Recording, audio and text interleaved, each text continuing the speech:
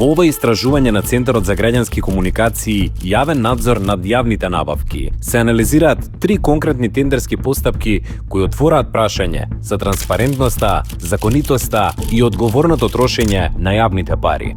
Во последните 5 години, граѓаните платиле вкупно 73 милиони евра за пасоши, лични карти и возачки дозволи. Во исто време, трошокот на МВР за нивна изработка изнесувал 29 милиони евра, односно 44 милиони евра помалку. Документите ги изработува фирма која победила на тендер пред 21 година. МВР не открива кога и под кои услови е продолжуван првичниот договор се до денес. Договорите се класифицирани како доверливи. Не се објавуваат ниту податоците за бројот на изработени документи, што дополнително ја ограничува јавната контрола врз оваа набавка.